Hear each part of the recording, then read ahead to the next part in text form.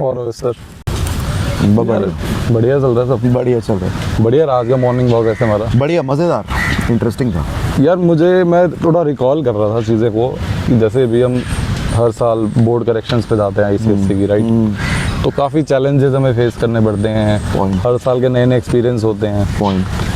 तो आपका फीडबैक क्या है उस चीज़ को लेके कि आज जो चीज़ें डिफरेंट हो चुकी हैं या जो बच्चे आज प्रॉब्लम्स फेस कर रहे हैं, ओवरऑल अगर हम जनरलाइज एक आपको ओपिनियन लें तो क्या आपको लगता है कि आज, पहले तो आप करेक्शंस के बेसिस से बताओ कि क्या आपको डिफरेंस लग रहा है आज?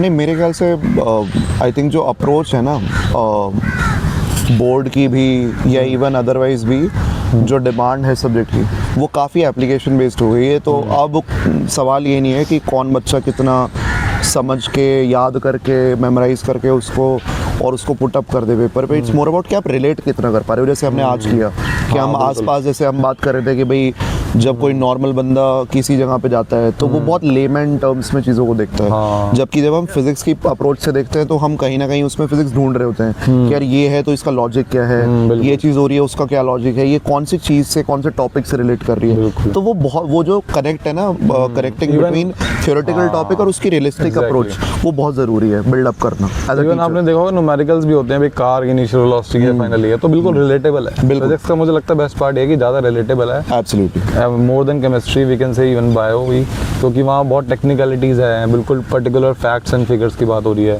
यहाँ पे मैं डेली देख पा रहा हूँ, मुझे किसी छोटे बच्चे को समझाऊंगा तो कहेगा कि हाँ मुझे रिलेट हो रहा है। तो इतनी रिलेटेबल है, तो बस प्रॉब्लम आई थिंक यही है कि बच्चा क्वेश्चन को डीकोड नहीं कर रहा, उस तरीके से रिलेट नहीं करना चाह रहा या उसको सिंपल बनाने की कोशिश नहीं कर रहा। तो इमेजिनेशन का क्या रोल है फिजिक्स में आपके अकॉर्डिंग? आई थिंक देखो, हर सब्जेक्ट की अपनी ब्यूटी है। जैसे हम बात कर रहे थे, जैसे केमिस्ट्री है, केमिस्ट्री का अपना अलग एक डायनेमिक्स है, बायो के अपने डायनेमिक्स है, बहुत फैक्चुअल है बायो।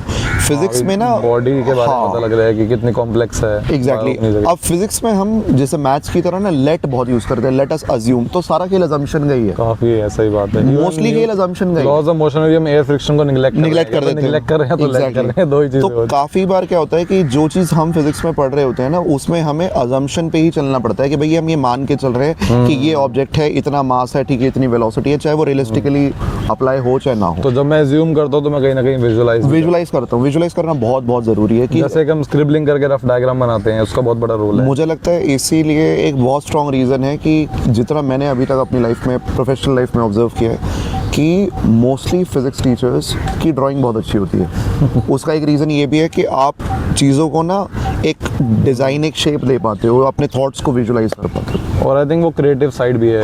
बच्चे को भी बढ़िया लगता है कि यार देखो, थोड़ा सा क्लास में टेंशन भी रहता है कि थोड़ा सा हम कुछ अलग सा अनयूजुअल ड्रॉ करते हैं, बच्चा कहता है वाह यार, से ड्रॉ एब्सोल्युटली, बहुत इजीली रिलेट कर पाता है बच्चा। इंटरेस्टिंग कितनी है यार फिजिक्स, लेकिन बच्चे इंटरेस्टिंग भी लग रही है, उनको डर भी लग रहा है फिजिक्स। तो ये जो कॉन्ट्राडिक्टरी बात है कि डर, एक्चुअली मुझे लगता है कि यार आपके अकॉर्डिंग डर क्या है बच्चे का?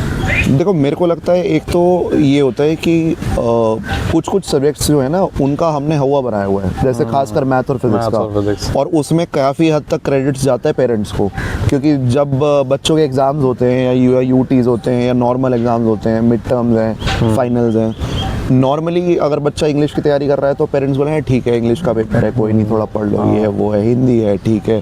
फिजिकल एजुकेशन को तो बहुत ही हल्के में लेते हैं, जबकि उसमें भी काफ़ी डेप्थ होती है सब्जेक्ट में। तो फिजिकल एजुकेशन में मार्क्स आ जाते हैं, हम तो एक घंटे में पढ़ के दे देंगे पेपर। हाँ, तो जहाँ बात फिजिक्स और मैथ्स की आती है ना, तो वो बात ये नहीं होता कि आपका फिजिक्स और मैथ्स का एग्जाम है, वो तो एग्जाम है, तो वो एक थोड़ा दहशत सी कोचिंग भी नहीं, मेजर सब्जेक्ट्स की साइंस मैथ्स की लगाई जाती है। एग्जैक्टली।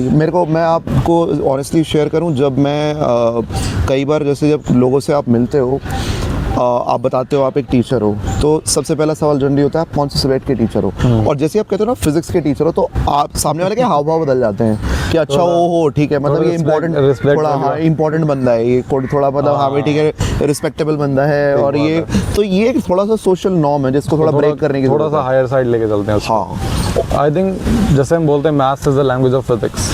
हाँ, जहाँ तक अभी जैसे 9-10 में बस स्टूडेंट्स आते हैं, आपका भी अपना एक्सपीरियंस होगा इस चीज़ को लेके, बच्चा यार एलसीएम में गलती करता है, बेसिक्स में होती है, फॉर्मूला अगर है, बिल्कुल होती है, तो कहीं ना कहीं मैथमेटिक्स में अगर उसको डर है ना, तो वो चीज़, वो डर यहाँ मेंटेन रहता है, बिकॉज उसको न्यूमेरिकल की जो फील नहीं आ रही। उसको पीछे मैथमेटिक्स दिख रही है। अभी एक 9th की एक स्टूडेंट थी, उसका जब इनिशियल फर्स्ट 2 days में उसने जैसे स्टार्ट किया पढ़ना, तो हमने मोशन बढ़ा रहे थे, उनको न्यूमेरिकल्स कर रहे थे। तो उसके पेरेंट्स का रिव्यू था कि शी वाज लाइक कि घर पे जाके बोलती है आपको पता है फिजिक्स में भी मैथ्स होती है, हमने मैथ्स करी है फिजिक्स में। मतलब चलो उसके बाद सामने वो चीज़ पहली बार इंट्रोड्यूस हुई, लेकिन उसके लिए वो एक कैश था कि यार इसमें भी मैथ्स है, दैट मीन्स मैथ्स को लेके बच्चा कितना वरीड है। करेक्ट है।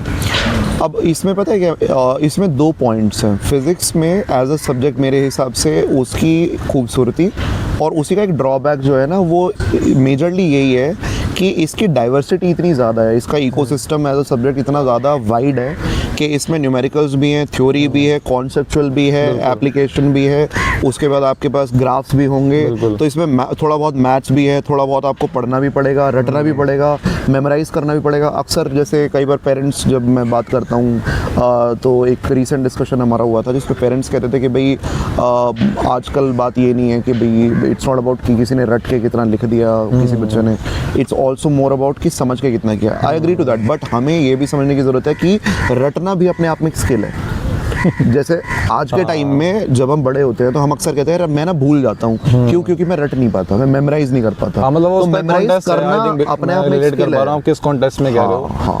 बाकी चलो ये एक साइड है इस चीज़ की, मैं जनरली मुझे लगता है कि यार आप रटोगे, भूल जाओगे, समझ लोगे ना, आप तो आप रिलेट कर पाओगे। एग्जैक्टली, जैसे मैं फंस गया तो मुझे सोचना है ना, जो अपना सेल्फ लगा के, स्किल लगा के, मुझे एनी हाउ जैसे होता है ना कि मुझे एटलीस्ट रिलेटेड टू टॉपिक लिखना है, तो वो मैं तभी लिख पाऊंगा जब मुझे उसके बेसिक्स क्लियर है।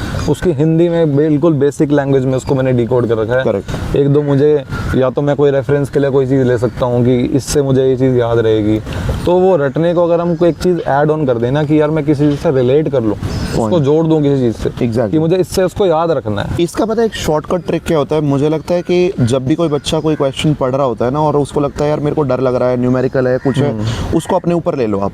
जैसे अगर कहीं लिखा है a boy is walking with a velocity या रनिंग विद अ वेलोसिटी, आप कहते हो मैं भाग रहा हूँ, मैं भाग रहा हूँ। जहाँ आप सेल्फ सेंट्रिक डाल देते हो ना उस चीज़ को, तो इजी टू अंडरस्टैंड हो जाता है वो एक बहुत आसान तरीका है। जैसे और एक बहुत ही कॉमन मिस्टेक जो मेरे हिसाब से बच्चे करते हैं जब खास करके न्यूमेरिकल्स को लेके, तो ये चीज़ मेरे को मेरे जो टीचर हुआ करते थे जब मैंने स्कूल ज्वाइन किया था, तो एक मोहित सर हुआ करते थे, उनसे मैंने एक बार पूछा था, क्योंकि कभी बच्चे ना अक्सर खासकर जो जेई नीट की प्रिपरेशन कर रहे होते हैं, वो आपके पास एज अ टीचर कई बार कुछ ऐसे क्वेश्चंस लेके आते हैं जिनमें आपको खुद थोड़ा पढ़ना पड़ता है। तो ऐसी जब सिचुएशन होती है ना, तो मैंने एक बार सर से पूछा था, मोहित सर से, कि सर अगर ऐसी सिचुएशन है कि मेरे पास एक बच्चा एक डाउट लेके आया और एज अ टीचर वो ये समझ रहा है भाई मैं उसको ऐसे कट करके सॉल्व कर दूंगा, पर मैं भी इंसान हूँ आफ्टर ऑल, चाहे आपकी कितनी भी एक्सपर्टीज हो, कई बार आप भी अटक जाते हो। टेल यू जितने लोग जेई की प्रिपरेशन भी करा रहे हैं, वो भी पूरा स्टेट मेटल रिव्यू करते हैं, सॉल्व करते हैं, पेपर आता है उसको भी सॉल्व करते हैं। कुछ क्वेश्चंस में 2-3 दिन लग जाते हैं सॉल्व करने में। Agreed. कुछ क्वेश्चन बस वो एक क्लिक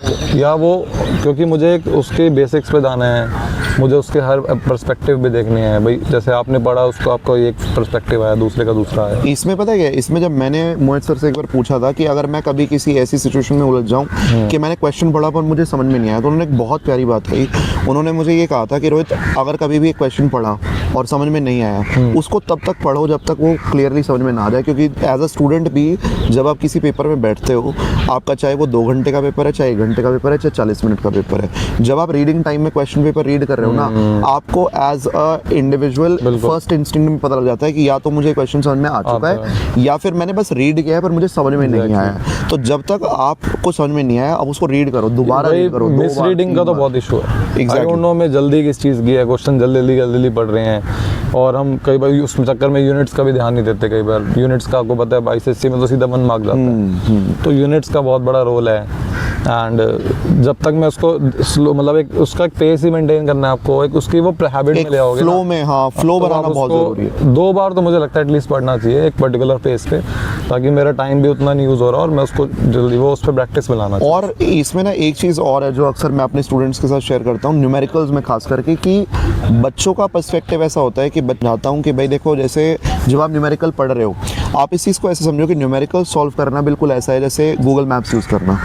आपने कहीं जाना है, आपको उसकी लोकेशन पता होनी चाहिए, ठीक है, बट लोकेशन से ज़्यादा आपको रास्ता पता होना चाहिए, क्योंकि आप रास्ता मेंटली ट्रैक कर रहे होते हो कि मुझे यहाँ जाना है, यहाँ से राइट लेना है, फिर आगे जाना है, फिर ये गोल चक्कर आएगा। तो टेक्निकली ये रास्ता मैटर कर रहा है। किसी न्यूमेरिकल में भी इसी तरह आपका जो प्रोसेस है वो मैटर करेगा। और जैसे एक जगह पहुँचने के 10 रास्ते हो सकते हैं, किसी भी न्यूमेरिकल को सॉल्व करने के 10 तरीके भी हो सकते हैं। उसमें अगर आपकी अप्रोच ठीक है, आपकी कैलकुलेशंस ठीक है, आपका आंसर 100% सही आएगा। बिल्कुल। प्लस एक प्रॉब्लम जो होती है, जो अक्सर बच्चे करते हैं, आंसर अगर डेसिमल आ गया तो पता नहीं क्यों ही इतना जजमेंटल हो जाता है कि भाई ये गलत होगा ये, ठीक है। तो वो बहुत ऑड आंसर आता है ना कि 1 2 3 4 बेसिक से नंबर होते हैं, लगता है कि सही होगा। बिल्कुल बिल्कुल, मैथ्स में भी होता है जनरली। तो मुझे लगता है, मैं कई बार इनफैक्ट बच्चों को ये बताता भी हूँ कि भाई अगर डेसिमल जिंदा होते तो शायद हो सकता है उनको बड़ा बायस्ड फील होता। वो ये पूछते हैं कि यार ये तो पॉइंट में आ रहा है। हाँ, पॉइंट में आ रहा है, तो क्यों नहीं आ सकता, पॉइंट में क्यों आ गया, ऐसा कुछ नहीं कि नहीं आ सकता। तो प्रोसेस या स्टेप्स मैटर करते हैं, ना कि आपका फाइनल आंसर। वो तो अपने आप सही आएगा।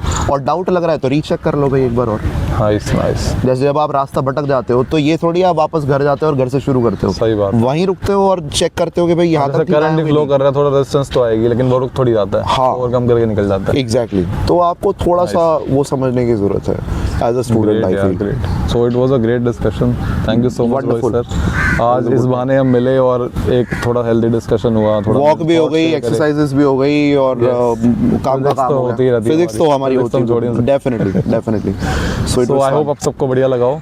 तो जो भी आपके पर्टिकुलर व्यूज़ हैं, एक जनरल थॉट है हमने जो शेयर करा है, मॉर्निंग कन्वर्सेशन है हमारी, तो हमने आज पार्क का प्लान किया था, विल विजिट एंड थोड़ा एक्सरसाइज करेंगे और कुछ डिस्कशंस करेंगे।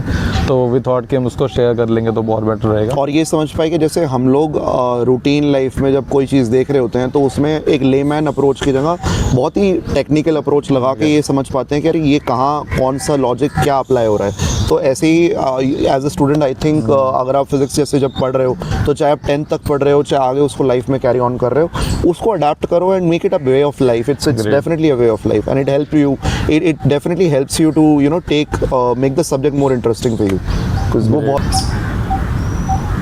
So thank you. Like, share and subscribe the channel, and do follow my Instagram page also, Physics by Akshay Diwan. Thank you. Signing off.